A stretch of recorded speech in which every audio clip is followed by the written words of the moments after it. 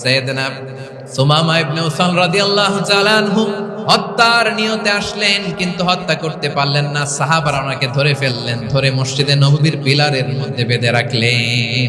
সুমামা ইবনে উসাল সিরাত থেকে শোনাচ্ছি রাদিয়াল্লাহু তাআলা আনহু ইয়ামামার অধিপতি ছিলেন, বিশ্বনবীকে হত্যার জন্য আসছেন, ধরা পড়ে গেছেন, এখন মসজিদে নববীতে বেঁধে রাখছে, তার মানে বন্দী।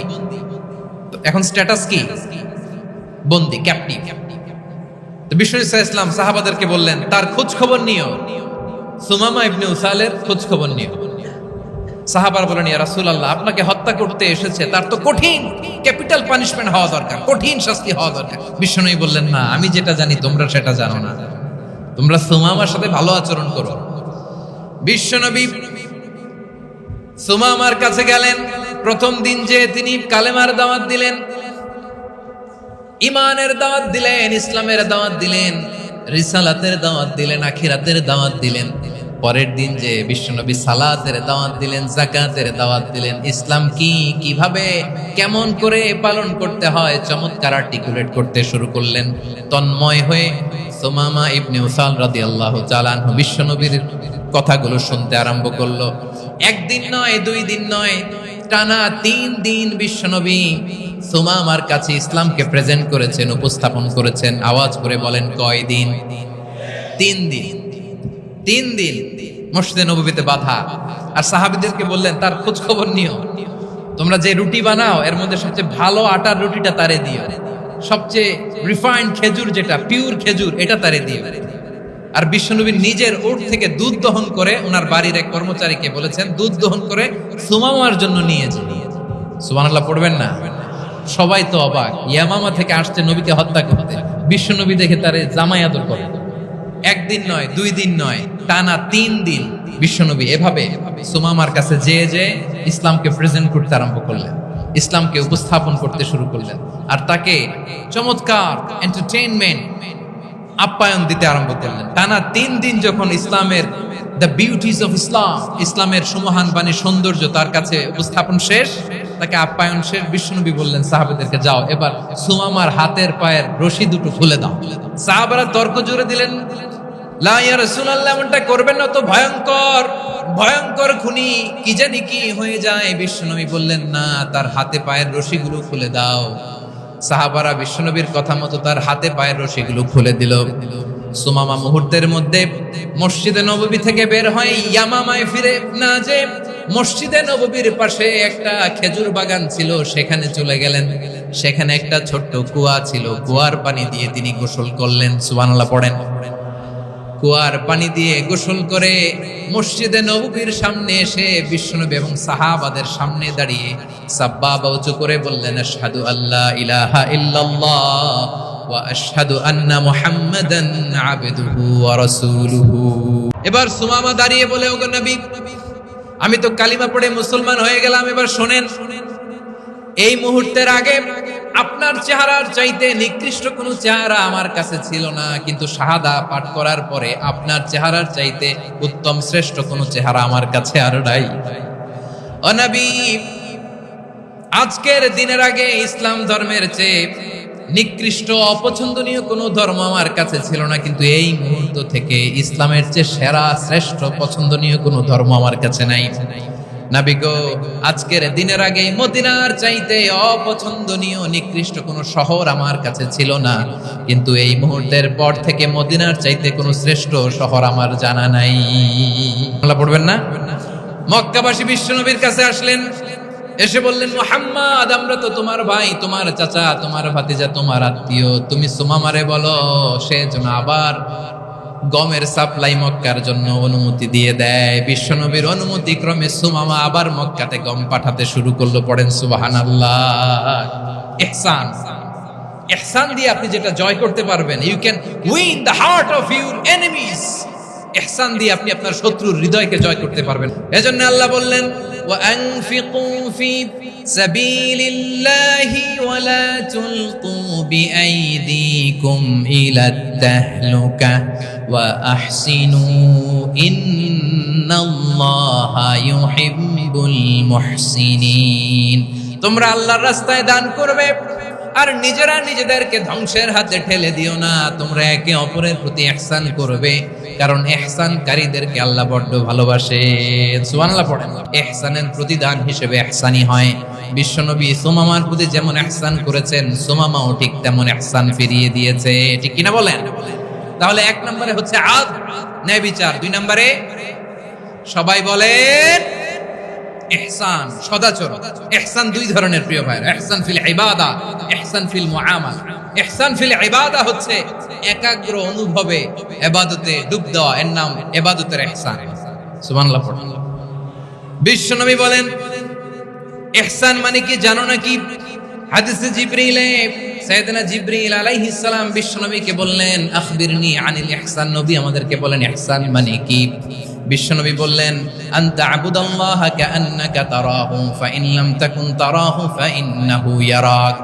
ইহসান মানে হলো এমন ভাবে তুমি আল্লাহর সামনে নিজেকে উজাড় করে ইবাদত করবে, তুমি ভাববে তুমি আল্লাহকে দেখতে পাচ্ছ। আর এটা যদি ভাবা তোমার জন্য কঠিন হয়ে যায়, অন্তত এতটুকু তুমি ভাববা যে আল্লাহ তোমাকে দেখতে পাচ্ছেন, ঠিক কিনা বলেন?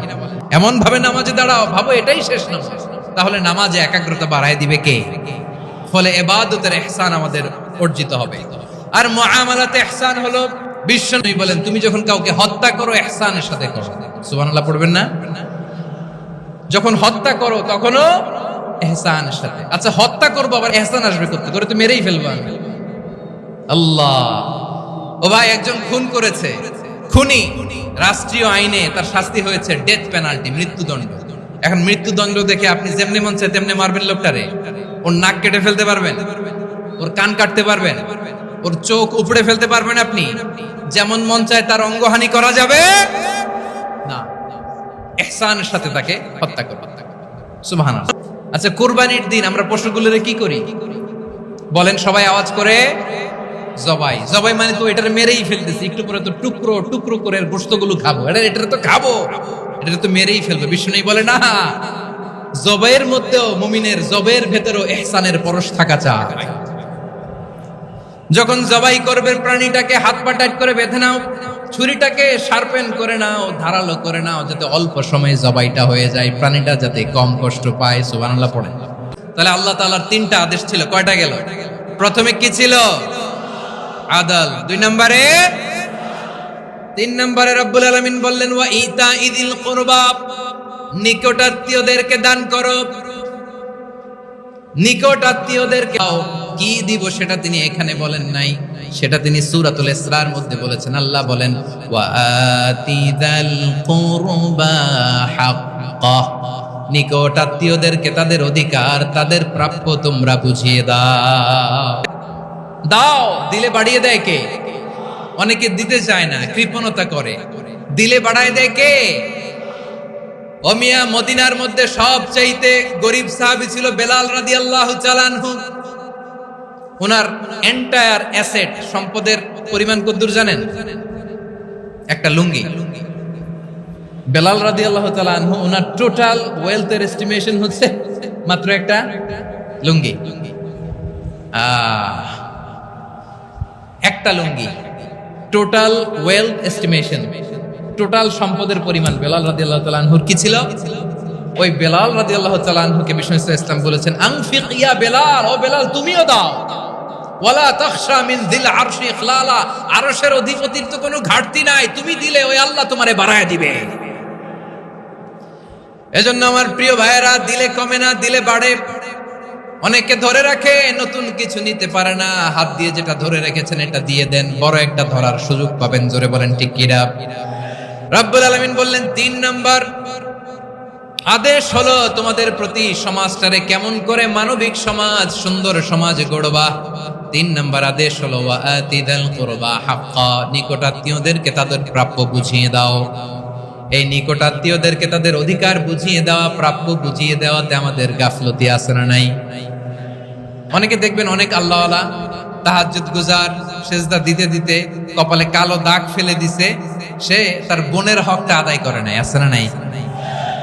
অনেক বড় হাজী সাহেব, বিশাল লম্বা দাড়ি, ছেলেরে সব দিয়ে দিছে, মেয়েরে কিছু দেয় নাই, মেয়ের হক আদায় করে নাই। আছে না নাই? এজন্য 3 নম্বর আল্লাহ বললেন ওয়া ইতা ইদিল কুরবা, নিকটাত্মীয়দেরকে দাও। কি দিবা? তাদের অধিকার দিয়ে দাও। বোনের অধিকার বুঝিয়ে দাও, মেয়ের অধিকার বুঝিয়ে দাও, ফুফুর অধিকার বুঝিয়ে দাও। দেখবেন অনেক মায়েরা ছেলের পাতে মুরগির রান দেয়, মেয়ের পাতে দেয় মুরগির ঠ্যাং। তো মেয়ের কি মুরগির রান খেতে মনে চায় না? মনে চায় না? এমনটা করা যাবে না।